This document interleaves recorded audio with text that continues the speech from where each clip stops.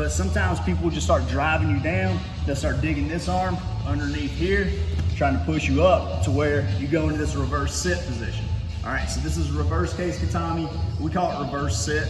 Doesn't really matter what you want to call it. Basically, I've got an elbow on this hip, my hip on the other hip, and his leg's right here. I will go ahead and tell you, this is the #1 position where I get kneed in the face. Like just right off the bat. It's right there. Makes sense. As soon as he tries to bridge, usually they start firing knees. So I always keep a hand on this outside knee, especially with new people. They start doing the white belt spaz thing, you just start beating knees, man. So as soon as I get here, I've got two different options. A, I can start driving my way up. With Tim, you can see he's got his elbow placement to where I can't drive myself up, okay? So if they're reaching up for my head or doing something like that, that's where I'm gonna start driving myself up. But since he's got these wedges built, one in my lower back, basically my butt, and one in the back of my shoulder, this is not gonna work out too well. So from there, this is where I'm gonna go into mount. I'm gonna throw my legs over no man's land like we talked about earlier. But to do that, I'm gonna grab the outside of this. Like I said, I always keep one hand on the knee. I cannot tell you how many times I've ate knees from this position. I really can't. So the first thing I'm gonna do is I'm gonna cap this knee, and then I'm just gonna smash his knees together. So I'm gonna try to drive this knee as low as possible. From here, outside leg comes up, and I hook his calf. I don't have to go for a full triangle, I just have to get this grapevine in. As soon as we go here, he can push on me, he can drive on me, whatever he wants to do, but I've got his knees tied together.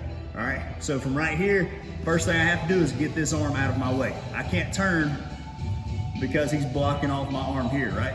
So as soon as I get this caught up and I've attached my hips to his hips, this arm is just going wide. So I'm going from here, I'm switching from my lat being on his ribs to my pec being on his ribs. Here, collect, right up in my mounted position, okay? So we're here. We got in this reverse sit position, and if you like leg locks, like we're a pretty leg lock heavy school, you got some excellent entries into leg locks right here. We're not gonna go over that today though. So I'm here, like I said, I've got his hips blocked off this way, hips blocked off that way. So start bucking, bridging, moving. Very easy for me to follow him because I've got both sides blocked off. If he tries shrimping, shrimp left, shrimp right. See, very, very easy for me to just stay attached to him. So all I'm gonna do from here, elbow stays in tight to the hip stays in tight to this hip. I'm just gonna grab the outside of his knee, push it down. As soon as I push it down, I'm just gonna lap over. If I can hook the ankle, perfect. If not, it's perfectly fine. I'm just gonna keep this hamstring active like I'm trying to pull my heel to my knee. I'm not just gonna throw this over and let it linger because he can just stomp this foot out straight, shed it, and then you get kneed in the face like he about did right there. So as soon as we come across here, step over, and I'm just gonna keep this active. So now shed that. See, I keep that tension on his knees. All right, so I'm keeping this hamstring active. Step, good? Yeah, what'd you tap for? Nothing, my foot just fell off. Oh, okay.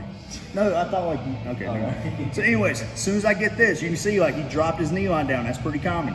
Still, I'm fine with it. Like I said, I'm gonna throw this arm over his head, but I'm not gonna do this. Keep my pressure on him, throw wide with this arm, chest to the mat, pull right up in the full mount, okay? Anybody any questions on that?